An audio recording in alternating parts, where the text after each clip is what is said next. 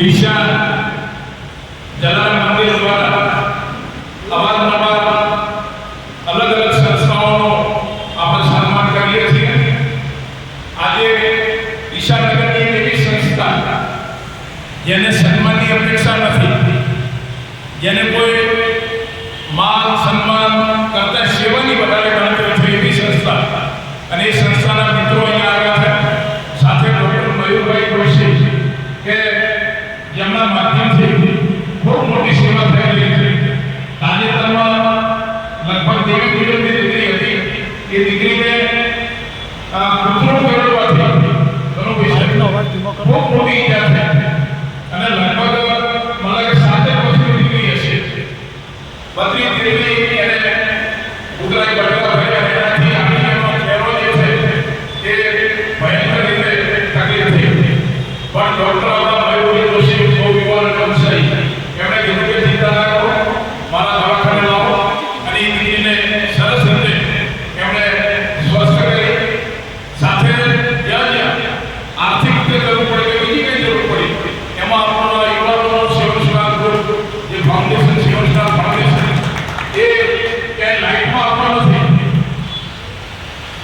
એ ક્યાંય લાઈફમાં આવતો નથી. પણ એમનો એક જ ઉદ્દેશ છે કે કોઈ પણ રીતે ઈશાનગરની સેવા જરૂરિયાતમંદ વ્યક્તિ હોય ત્યાં કોઈ પ્રકારે સેવા કરવી. એટલે એવું જે સેવાનું કાર્ય આ સેવસના ફાઉન્ડેશન કરી શકે. આપણા ધ્યાનમાં વાત આવી એટલે ગયા ગુરુવાર આપણે સાચી વાત કરી, પણ ગયા ગુરુવારે બે ત્રણ મિત્રો વાત હતા. આજે પણ કદાચ બાર હશે, પણ સન્માન લંબાય. સન્માન કરતા એ મંદિરે બાપાના આશીર્વાદ લેવા આવ્યા છે. અહીંયા દર્શન કરે, બાપાના આશીર્વાદ લે અને એ રીતે આપણે એમને શુભેચ્છા પાઠવીએ, આપણે એમને આશીર્વાદ આપીએ અને સન્માન પણ કરીએ, જેથી ભવિષ્યમાં ઈશાનગરનું કોઈ પણ સારું કાર્ય હોય તો આ યુવાનોને વધારે બળ મળે, પ્રોત્સાહન મળે, બાપાના આશીર્વાદ મળે. એટલે એનું આપણે આજે સન્માન કરીએ. સૌ પ્રથમ તો અમારા સુભાષભાઈ આવો.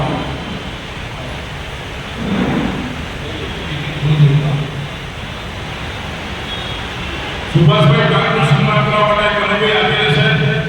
બળદેવભાઈ રાયકા અને નાથાભાઈ નક્કી નાણે આવો અને ખૂબ તાળીઓથી બોલાવી.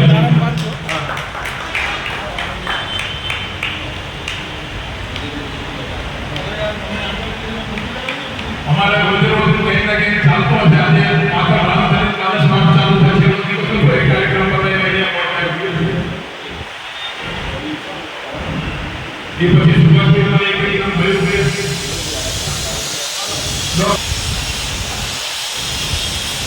ડૉક્ટર મયુરભાઈ જોશીનું સન્માન કરવા માટે કમલેશભાઈ રાજ, મનોજભાઈ ચૌહાણ અને દિનેશભાઈ કવિરાજ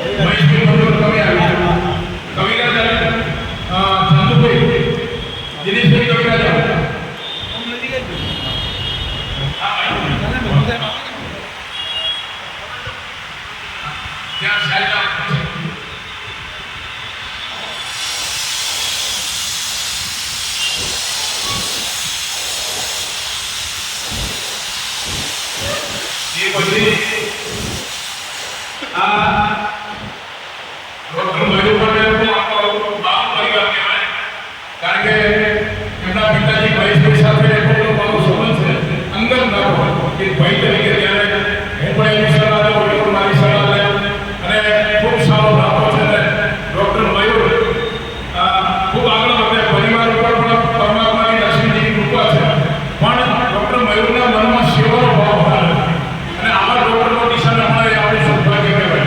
એટલે ડૉક્ટર મયુર મારા ભત્રીજાને ખૂબ ખૂબ અભિનંદન, આશીર્વાદ. એ પછી જે મિત્રો સેવનકારમાંથી આવેલા નામ બોલો, મને તમે એ મારી બોલો, તમે મારી બોલાવો. કોઈનું સન્માન કરવા માટે દિનેશભાઈ કવિરાજ, દિનેશભાઈ રતાણી અને ચંદુભાઈ જાણી આવો.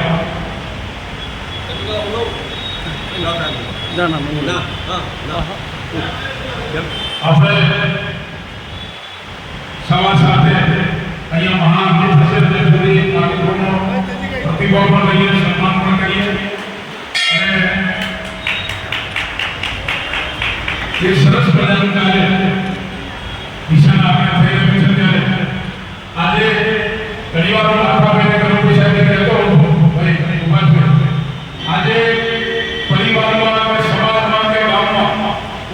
કોઈની કદર કરવાની પડી નથી, કોઈ પાસે સમય નથી, પોતાના બાપ જોડે બેસવાનો કોઈ ટાઈમ નથી, એવો તેને સમય ચાલી ગયો. અને એવા સમયમાં જ્યારે આગેવાનો પોતાનો કિંમતી સમય, અમૂલ્ય સમય ફાળવીને સેવા કરી રહ્યા છે, ત્યારે ખરેખર આગેવાનો ધન્યવાદને પાત્ર. મેં જ્યારે સુભાષભાઈને વાત કરી કે કાકા અમે ક્યાંય જતા નથી, સન્માન મળે તમે બોલાયા, તમે વડીલ છો અને જલારામ બાપાનું મંદિર છે એટલે આવીએ છીએ, બાકી કોઈ જગ્યાએ અમે એવી અપેક્ષા જ રાખતા નથી. એકમાત્ર સારું કાર્ય થાય એ ભાવના છે. મેં ખૂબ વિનંતી કરી આવા દરબાર છે, આપણે આશીર્વાદ દેવાના છે. સન્માન એ તો એક આશીર્વાદ જ છે. એટલે એ રીતે બધા આગળ બીજા કોણ છે સારું. સુરેશભાઈ આવો. સુરેશભાઈનો સન્માન કરવા માટે હરેશભાઈ તમે આવો, મહેશભાઈ મન્નર તમે આવો, અમરેશભાઈ ડાયરેક્ટર તમે આવો, નવભાઈ તમે આવો, રમેશભાઈ તમે આવો.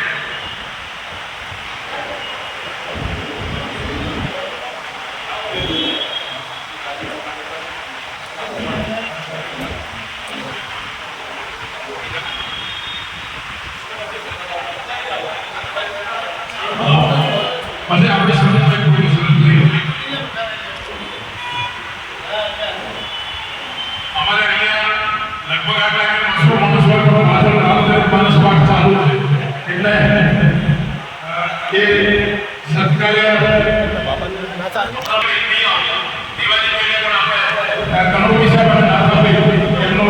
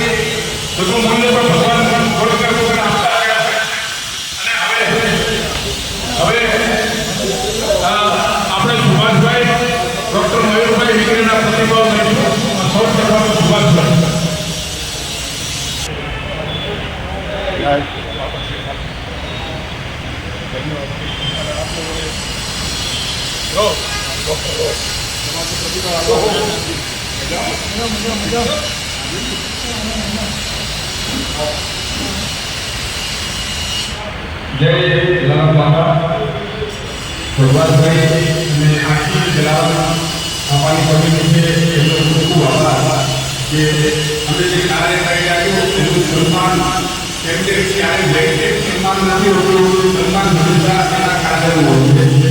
તો આ ભગવાનભાઈ કમિટી અમારા કાર્યનું સન્માન કરી અને આભાર. ભગવાનભાઈનું સવારે કંઈ સન્માન કરતા નથી, પણ આ તો બાપાનો દરબાર છે એટલે એ તો કહે છે કે બોલાવવું કરવું પડે.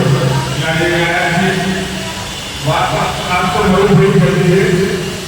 એક તો રિવોર્ડ છે મારી જોડી, અને જે દીકરીના કેસની વાત કરી એ દીકરીનો કેસ સૌથી પહેલાં સિવિલ હોસ્પિટલમાં હતો અને એ દીકરીની પરિસ્થિતિ બહુ મોટી હતી.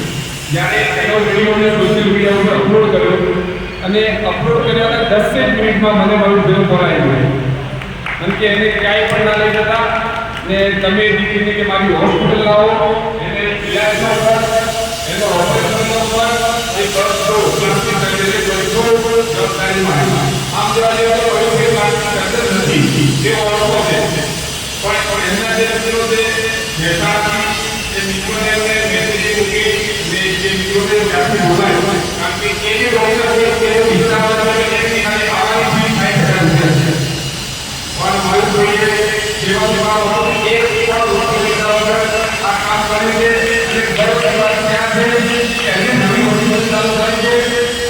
ઇન્વોલ્વ છે. આપણા વિસ્તારમાં ઘણા બધા એવા ડોક્ટર છે જે આવું કાર્ય કરે છે પણ ક્યારે એ લોકો સપોર્ટમાં આવતા નથી. તો મયુર માટે પ્રગતિ નથી છે કે યુવાનોને આવું કાર્ય કરે છે. તો તમારે આ પ્રગતિ લોકો હોય તો મયુરભાઈ હોસ્પિટલ એકવાર મુલાકાત લેવાનું કહેવું ને ગોપાલભાઈ ફરી ખૂબ આભાર કે આ કાર્યનું સન્માન કર્યું. એકવાર ઉદાહરણ બાપાની ટીમને વિનંતી કરી કે અમારું લાઠી બનાવી આશ્રમ ચાલે છે ત્યાં 100 લોકો છે જેમનું આગળ પાછળ બોજ નથી, જેમનું રહેવાનું જમવાનું બધું ત્યાં છે અને એ જમવાનું બધું જલારામ મંદિરના તરફથી અમને મળી રહ્યું છે. એવો કોઈ વાત કહેવામાં આવે પણ એકવાર તમે મુલાકાત લેજો કે ત્યાં કેવા લોકો રહે છે. આપણે કહેતા હોઈએ છીએ કે ભણતર બહુ આગળ નીકળી ગયું છે ને હવે તો મા બાપની ભાવના કરે છે, રિસ્પેક્ટ કરે છે. એવું વસ્તુ બધી બધે ક્યાંય જોઈશું તો પછી કેવા મા બાપ અમારી જોડે રહી જાય છે. પોતાના બે મારી મુલાકાત લેજો ટીમ સાથે ફરીથી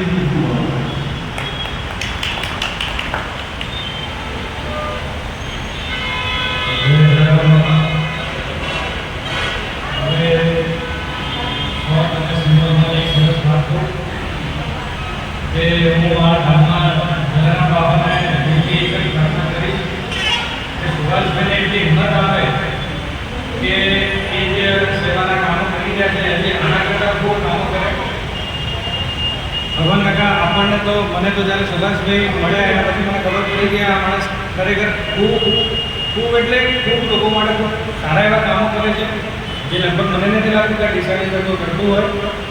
એટલે હું તમારા વડીલોને પણ દિલથી કે ભાઈ તમારા તમે જે બી આશીર્વાદ આપો સુભાષભાઈને આપજો અને એમનું એક વસ્તુ અને એક કામ એ હંમેશા સારા માણસો માટે કરવું હોય છે. મને એવું પોતાના ઘટનામાં લાગ્યું. આપણા સૌના આદરણીય એવા બે વડીલો ઉપસ્થિત છે. એ પહેલા આપણી પાસે 5 મિનિટ છે, 2 મિનિટ વધુ હોય શુભેચ્છા આપો પછી નાગરાજી સાહેબ પછી કાઢી ગયા છે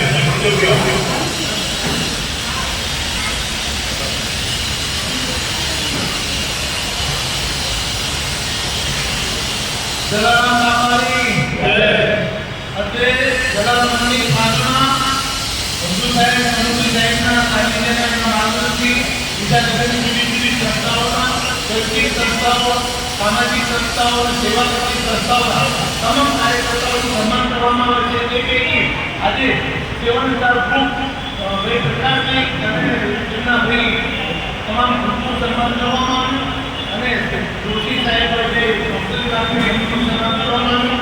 હું જાણું ત્યાં સુધી એમને 7,000 રૂપે લગભગ દિવ્યાંગ જે લોકો દિશામાં નગરમાં કોઈ ધંધો રોજગાર નતો એવા લોકોને લગભગ કેટિંગ આપ્યા છે. લગભગ 20 કેટિંગ આપ્યા છે દિવ્યાંગ લોકોને જે પોતાનો ધંધો પોતાની રોજગારી અને કમાતી રીતે ખૂબ સારો પ્રયત્ન કર્યો. હું આનો સાક્ષી છું અને એમની સ્કૂલ પર એક ચાલે છે બાજુમાં સેવા પ્રદાન કરે છે. તેમને સેવા બાબા પ્રત્યે આવે એક ખાસ જે કરે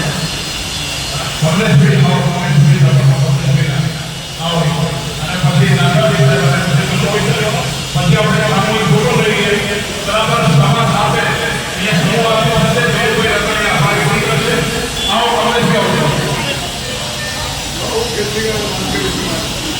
આવો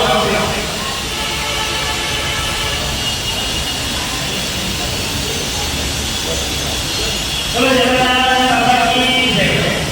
जे सुभाषभाई आगे सोशल मीडिया ઉપર જે કામ લેકે તરત સાહેબ જઈને ઝડપી લીધું એ બદલ સુભાષભાઈ સાહેબની ટીમનો હૃદયથી દિલથી ખૂબ ખૂબ આભાર. અને મયુરભાઈનો વિશેષ આભાર છે. મયુરભાઈ આ કામને પોતાના હાથે લઈ પોતે એનો જે મારે આ સેવા કરવી છે એમના ગ્રુપને આજે સેવા કરી એ બદલ ટીમનો અને એમના ગ્રુપના વર્ગનો ખૂબ ખૂબ હૃદયથી આભાર. ચલો જલારામ બાબા की जय. ધન્યવાદ.